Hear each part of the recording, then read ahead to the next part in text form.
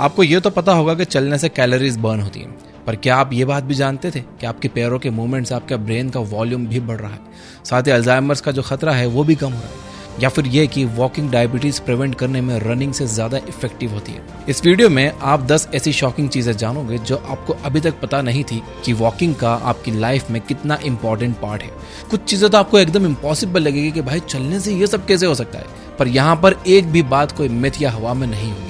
एक एक चीज साइंस बैक्ड है कि सिंपल चलना कितना ज्यादा मैजिकल है।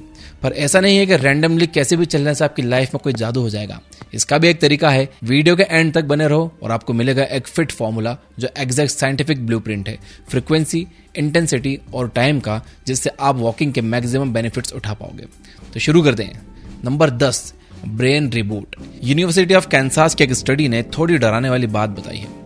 जो लोग ज्यादा देर तक बैठे रहते हैं उनका डायमेंशिया और अल्जाइमर्स जैसी डेडली बीमारियों का रिस्क बढ़ जाता है। दुनिया में ऑलरेडी 35 मिलियन से ज्यादा लोग इस प्रॉब्लम से सफर कर रहे हैं और अगले 20 सालों में ये नंबर डबल हो सकता है। पर यहाँ जो मेन चीज है ना, वो है हिप्पोकैम्पस। हिप्पोकैम्पस आपके ब्रेन का वो पार्ट है जो मेमोरी और लर्निंग कंट्रोल करता है। और जब आप वॉक करते हो तो आप सिर्फ कैलोरीज बर्न नहीं कर रहे होते, आप अपने ब्रेन में ब्लड फ्लो बढ़ा रहे होते हो। आप ऐसे केमिकल्स रिलीज कर रहे होते हो जो नए ब्रेन सेल्स और नए ब्लड वेसल्स बनने में हेल्प करते हैं। सिंपल लैंग्वेज में कहूँ तो रेगुलर वॉकिंग से ब्रेन श्रिंक नहीं होता बल्कि स्ट्रांग होता है। आप लिटरली अपने ब्रेन को ज्यादा रेजिलिएंट बना रहे हो, मतलब आप सिर्फ बॉडी नहीं अपना दिमाग भी बिल्ड कर रहे हो। नंबर 9, आई साइट प्रोटेक्शन। वॉकिंग आपके आई साइट प्रोटेक्ट करती है, लेकिन पैर चलाने से आंखों का क्या कनेक्शन है प्रेशर का। एक डिसीज होता है ग्लूकोमा। इसमें आंखों के अंदर फ्लूइड प्रेशर बढ़ने लगता है। यह प्रेशर धीरे धीरे ऑप्टिक नर्व को डैमेज करता है और बिना पता चले आई साइट वीक होने लगती है। ग्लूकोमा रिसर्च फाउंडेशन ने कंफर्म किया है कि वॉकिंग इस प्रेशर को रेगुलेट करने में हेल्प करती है। जब आप वॉक करते हो ब्लड फ्लो बेटर होता है, बॉडी एक नेचुरल पंप की तरह काम करती है और आंखों के अंदर का प्रेशर स्टेबल रहता है। हाई इंटेंसिटी वर्कआउट कभी कभी प्रेशर स्पाइक कर सकता है, वॉकिंग उसे स्टेबलाइज करती है। अब आते हैं दिल पर। Number 8, cardiac shield. हमें बचपन से यह बताया गया है कि अगर आप अच्छे से भाग नहीं पाते, थोड़ी देर में हांफने लगते हो, सांस फूल जाती है, तो आपका दिल कमजोर है और इसे सही करने के लिए लोग सुबह सुबह भागना शुरू कर देते हैं। लेकिन अमेरिकन हार्ट एसोसिएशन ने इस मिथ को तोड़ दिया है। उनके अकॉर्डिंग हार्ट डिसीज और स्ट्रोक प्रिवेंट करने में वॉकिंग रनिंग जितनी ही इफेक्टिव है। हाँ, मतलब हार्ट के लिए वॉकिंग और रनिंग दोनों एक ही बराबर है। ऐसा नहीं है कि ज्यादा तेज भागने से आपका हार्ट ज्यादा स्ट्रांग होगा। रोज सिर्फ 30 मिनट वॉक नेचुरल बेटा ब्लॉकर की तरह काम करती है। यह आर्टरीज को वाइडन करती है, बैड कोलेस्ट्रॉल को कम करती है और ऑक्सीजन रिच ब्लड को पूरे बॉडी में स्मूथली सर्कुलेट करती है। और सबसे बड़ी बात, एक्सट्रीम कार्डियो जैसे कि रनिंग में जो कॉर्टिसोल स्पाइक होता है, वॉकिंग में वो नहीं होता। मतलब आप अपने आर्टरीज को क्लीन कर रहे हो बिना अननेसेसरी स्ट्रेस के। दिल स्ट्रांग, प्रेशर स्टेबल और सिस्टम स्मूथ। पर बात सिर्फ हार्ट तक लिमिटेड नहीं है भाई। अब बात करते हैं लंग्स की। Lungs expansion. आपके लंग्स फिल्टर्स की तरह काम करते हैं, पर जब आप ज्यादा देर तक बैठे रहते हो तो ये स्टैग्नेंट होने लगते हैं। वॉकिंग एक एरोबिक कैटलिस्ट है। जब आप वॉक करते हो तो आपका डायफ्राम ज्यादा इफेक्टिवली काम करता है। इससे ऑक्सीजन फ्लो ब्लड स्ट्रीम में इंक्रीज होता है। लेकिन यहाँ एक हिडन बेनिफिट है, टॉक्सिन एलिमिनेशन।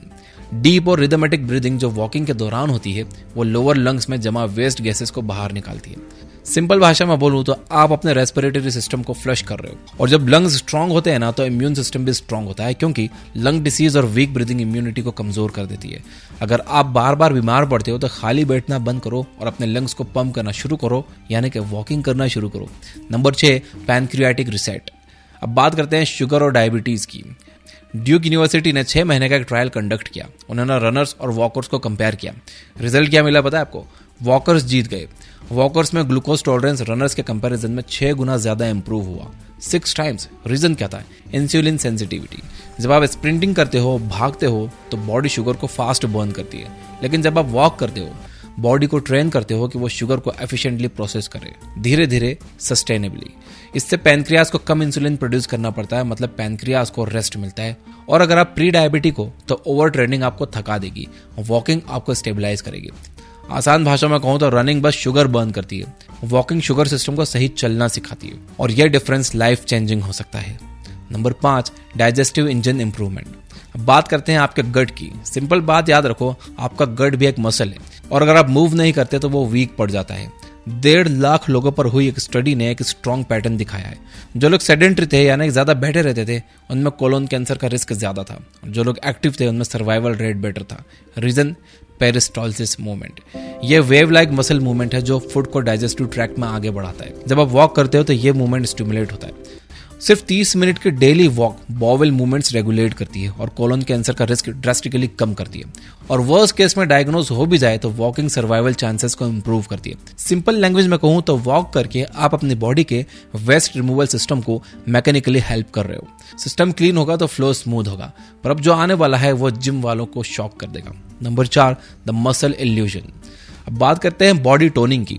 लोगों को लगता है कि अगर जिम नहीं जा रहे हैं तो बॉडी टोन नहीं हो सकती, पर सच ये है कि अगर सही तरीके से किया जाए तो 10,000 स्टेप्स एक जिम वर्कआउट को चैलेंज कर सकते हैं। प्रॉब्लम क्या होती है?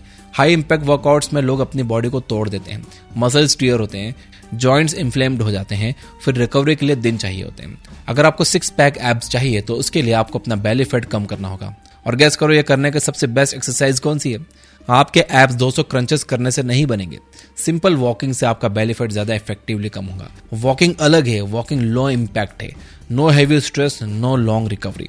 आप इसे रोज कर सकते हो, पर एक कंडीशन है, फॉर्म सही होना चाहिए, स्पाइन सीधी होनी चाहिए, एल्बोज 90 डिग्री पे और पेल्विस स्टेबल होना चाहिए। स्लो, साइलेंट लेकिन पावरफुल। आप बॉडी को शेप दे रहे हो बिना उसे डैमेज किए। लेकिन मसल्स के बाद अब बात करते हैं बोन्स की। Number 3, skeletal fortification. आपके बोन्स डेड स्ट्रक्चर नहीं है, वो लिविंग टिश्यूज हैं। वो स्ट्रेस पर रिएक्ट करती हैं। अगर आप उन्हें यूज नहीं करते तो वो धीरे धीरे वीक होने लगती हैं। इस कंडीशन को कहते हैं ऑस्टियोपोरोसिस। अर्थराइटिस फाउंडेशन रिकमेंड करता है रोज 30 मिनट वॉकिंग इन्फ्लेमेशन रिड्यूस करने के लिए। पर यहाँ जो रियल मैकेनिज्म है वो बहुत इंटरेस्टिंग है। इसे कहते हैं पीजो इलेक्ट्रिक इफेक्ट। जब आप वॉक करते हो हर स्टेप का हल्का इंपैक्ट बोन में एक छोटा इलेक्ट्रिकल सिग्नल क्रिएट करता है। ये सिग्नल ऑस्टियोब्लास्ट को एक्टिवेट करता है जो नए बोन्स टिश्यूज बनाते हैं। सिंपल शब्दों में कहूं तो आप हर स्टेप के साथ अपने स्केलेटन को मैसेज भेज रहे हो कि स्ट्रांग बनो। और रनिंग कभी कभी बोन्स को फ्रैक्चर कर सकती है, वॉकिंग उन्हें बिल्ड करती है। आप अपनी हड्डी को आर्मर बना रहे हो, पर अगर बोन स्ट्रांग हो जाए लेकिन स्पाइन वीक हो तो प्रॉब्लम वहीं रहेगी। तो अब बात करते हैं बैक पेन की। Number 2, spinal decompression. आज के टाइम में बैक पेन ऑलमोस्ट नॉर्मल हो चुका है। हाई इंपैक्ट एक्सरसाइज इसे और खराब कर सकती है। ज्यादा बैठना इसे और वर्स बना देता है। वॉकिंग क्योर की तरह काम करती है। आपकी स्पाइनल डिस्क के पास डायरेक्ट ब्लड सप्लाई नहीं होता, वो स्पंजेस की तरह होती हैं। उन्हें न्यूट्रिएंट्स तब मिलते हैं जब वो स्क्वीज और रिलीज होती है। और वॉकिंग एग्जैक्टली यही पंपिंग एक्शन क्रिएट करती है। हर स्टेप में डिस्क कंप्रेस होती है फिर रिलीज होती है। इससे न्यूट्रिएंट्स स्पाइन के सॉफ्ट टिश्यूज तक सर्कुलेट होते हैं, पोस्चर इंप्रूव होता है। और जो मसल्स आपको सीधा खड़ा रखते हैं, इरेक्टर स्पाइन मसल्स, वो स्ट्रांग होते हैं। सिंपल वर्ड्स में आप बस चल नहीं रहे, आप अपने स्पाइन की ऑयलिंग कर रहे हो। पर सबसे पावरफुल बेनिफिट अभी बाकी है। नंबर 1, केमिकल एक्सेसिज्म। सबसे powerful benefit. Journal of psychiatric research ने 50 लोगों पर स्टडी की जो मेजर डिप्रेशन से सफर कर रहे थे। सिर्फ 30 मिनट डेली वॉकिंग से उनके सिम्टम्स बहुत हद तक कम हो गए। इसका रीजन था केमिकल फ्लश। वॉकिंग आपकी बॉडी में जमा हुआ कॉर्टिसोल जो स्ट्रेस हार्मोन होता है वो उसे धीरे धीरे कम करती है। साथ ही बॉडी एंडोर्फिन्स रिलीज करती है जो कि आपको नेचुरली बेटर फील करवाते हैं। और एक और पावरफुल केमिकल रिलीज होता है BDNF।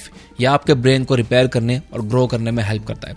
लोअर स्टेट यूनिवर्सिटी ने भी ऑब्जर्व किया था कि सिर्फ वॉकिंग से ही स्टूडेंट्स का मूड इंप्रूव हो गया। और इंटरेस्टिंग बात यह थी कि वो कॉन्शियसली ट्राई भी नहीं कर रहे थे खुश रहने की, बस चल रहे थे और माइंड ऑटोमेटिकली बेटर फील करने लगा। एक फनी कोट है कि depression can't hit a moving target. Simple भाषा में बोलूं तो भाई वॉकिंग इमोशनल रिसेट बटन है। आप एक साथ 2 स्टेट्स में नहीं रह सकते। या तो आप रुके हुए हो, स्टैग्नेंट हो, डिप्रेस्ड स्टेट में हो, या फिर आप फॉरवर्ड मोशन में हो। दोनों बायोलॉजिकली कॉम्पेटेबल नहीं है। जो बॉडी मूव करती है माइंड उसे फॉलो करता है। इससे पहले कि वीडियो छोड़ के वॉक पर जाओ एक बात अच्छे से सुन लो। फोन देखते हुए स्लो घूमना वो वॉकिंग नहीं है, वो बस इधर उधर भटकना है। आपको चाहिए एक वॉकिंग मेथड। तो अब आता है द फिट फॉर्मूला। आप सिर्फ वॉक करने नहीं जा रहे, आप एक प्रोटोकॉल एग्जीक्यूट करने वाले हो। और अगर इन 3 चीजों को इग्नोर कर दिया तो आप अपना टाइम वेस्ट कर रहे हो। फ्रीक्वेंसी, इंटेंसिटी और टाइम। आइए समझते हैं। Factor 1, frequency.